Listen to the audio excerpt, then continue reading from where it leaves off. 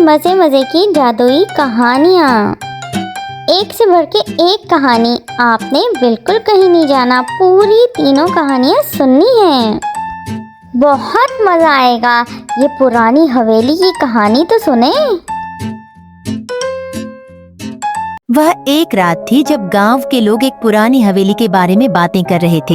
ये हवेली कई सालों से सुनसान पड़ी थी और इसके बारे में कहा जाता था कि वहाँ एक आत्मा भटकती है। गांव के बच्चे अक्सर हवेली के पास खेलने से डरते थे, लेकिन एक दिन 3 साहसी दोस्त आर्यन, सिया और कबीर ने तय किया कि वे हवेली की सच्चाई का सामना करेंगे। आर्यन, जो हमेशा से साहसी और जिज्ञासु था, हमें वहाँ जाना चाहिए, हमें पता लगाना चाहिए कि क्या सच में वहाँ कुछ है। सिया, जो थोड़ी डरपोक थी, लेकिन अपने दोस्तों के साथ रहने के लिए राजी हो गई, लेकिन हमें ध्यान रखना होगा। डाले कबीर, जो हमेशा मजाक करने वाला था, डरने की कोई बात नहीं है, मैं तुम्हारे साथ हूँ। सारे रात के अंधेरे में हवेली की ओर बढ़े। हवेली की दीवारें काली और उखड़ी हुई थीं और दरवाजे पर जंग लगे थे। जैसे ही उन्होंने दरवाजा खोला, एक ठंडी हवा का झोंका उन्हें महसूस हुआ। अंदर का माहौल डरावना था। दीवारों पर पुराने चित्र और फटी हुई परतें थीं। जैसे ही वे आगे बढ़े, अचानक एक तेज आवाज सुनाई दी। यहाँ कौन है? सिया चीख पड़ी। आर्यन ने उसे सांत्वना दी, शांत रहो, शायद यह बस हवा है। परला, लेकिन कबीर ने हंसते हुए कहा, या फिर कोई भूत। वे एक कमरे में पहुंचे जहाँ एक पुरानी तस्वीर लटकी हुई थी। तस्वीर में एक खूबसूरत महिला थी। कमरे का तापमान अचानक गिर गया और तस्वीर से एक धुंधली आकृति बाहर आई। वह महिला थी। माँ, क्यों आए हो तुम यहाँ? सभी डर गए। मुझे मुक्ति चाहिए। उसने बताया कि उसे धोखे से मार दिया गया था और उसकी आत्मा इस हवेली में बंधी हुई थी। सिया ने कहा, क्या? हम एक भूत को कैसे मदद कर सकते हैं? हमें उसे मुक्त करना होगा। महिला ने उन्हें एक पुरानी किताब दी जिसमें एक मंत्र था। उन्होंने मंत्र का उच्चारण किया और अचानक हवेली में रोशनी फैल गई। महिला ने मुस्कुराते हुए कहा, अब मैं मुक्त हूँ।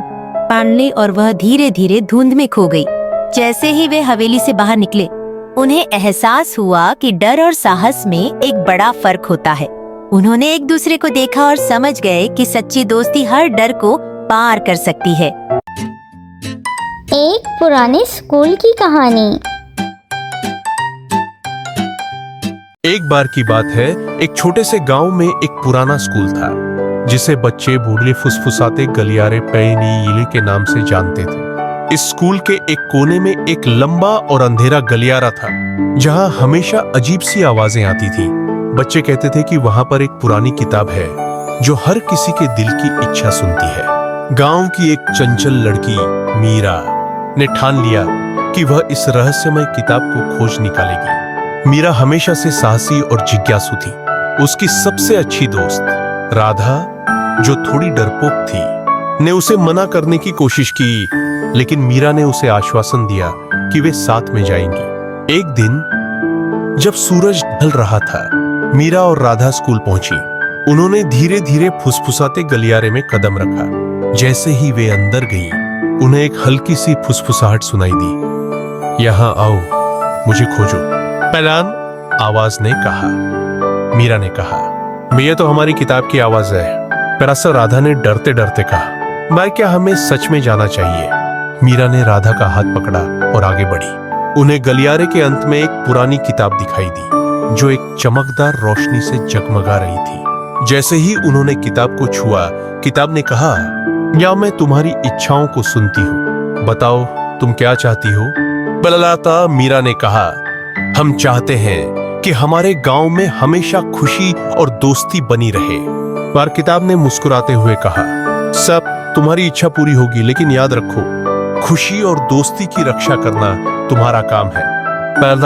तभी किताब ने एक जादुई रोशनी छोड़ी और गलियारे में चारों ओर खुशियों का एहसास फैल गया। मीरा और राधा ने समझा कि असली जादू उनके दिल में है।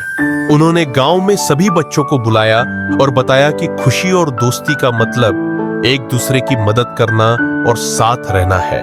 उस दिन से गांव में हमेशा हंसी खुशी और दोस्ती का माहौल बना रहा और इस तरह मीरा और राधा ने फुसफुसाते गलियारे से एक अनमोल सबक सीखा जो उन्हें हमेशा याद रहेगा। गहरे काले समंदर की कहानी।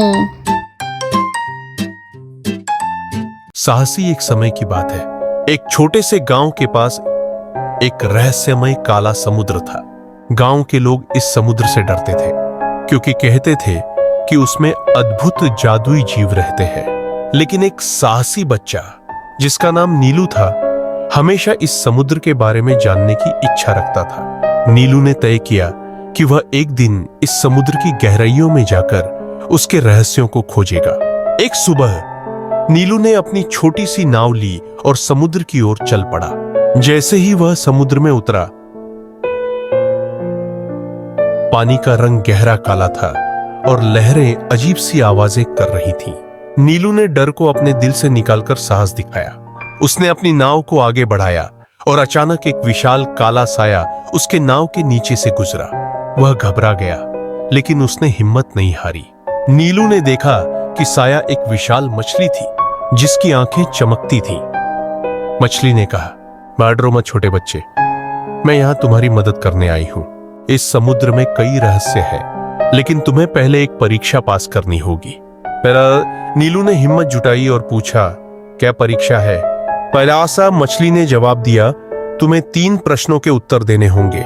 अगर तुम सही उत्तर दोगे तो मैं तुम्हें समुद्र के रहस्यों के बारे में बताऊंगी। प्यार पहला प्रश्न था, समुद्र का सबसे बड़ा रहस्य क्या है? प्यार नीलू ने सोचा और कहा, जान दरा समुद्र की गहराइयों में प्यार और दोस्ती का रहस्य छिपा है। सारा मछली ने मुस्कुराकर कहा, शनियार सही उत्तर। दूसरा प्रश्न था, वह सबसे महत्वपूर्ण चीज क्या है? पैंदा नीलू ने तुरंत कहा, सच्चाई। मछली ने फिर से कहा, मेरा सही उत्तर। अब तीसरा और अंतिम प्रश्न था, तुम्हें समुद्र से क्या चाहिए? बस नीलू ने उत्तर दिया, वार मैं समुद्र के रहस्यों को जानना चाहता हूं ताकि मैं सबको बता सकूं। पया मछली ने कहा, तुमने सभी प्रश्नों के सही उत्तर दिए हैं, इसलिए मैं तुम्हें समुद्र के रहस्य बताती हूं। यह समुद्र केवल डरावना नहीं है, बल्कि इसमें दोस्ती, साहस और जादू भी है।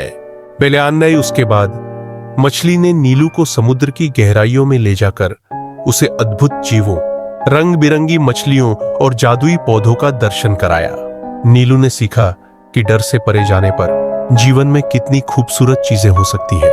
जब नीलू गांव लौटा तो उसने सबको बताया कि काला समुद्र एक रहस्य नहीं, बल्कि एक जादुई दुनिया है। अब गांव के लोग भी उस समुद्र से डरने के बजाय उसे प्यार करने लगे और नीलू अब एक साहसी एक्सप्लोरर बन गया, जिसने सबको सिखाया कि डर को पार करने पर जीवन में कितनी सुंदरता छिपी होती है।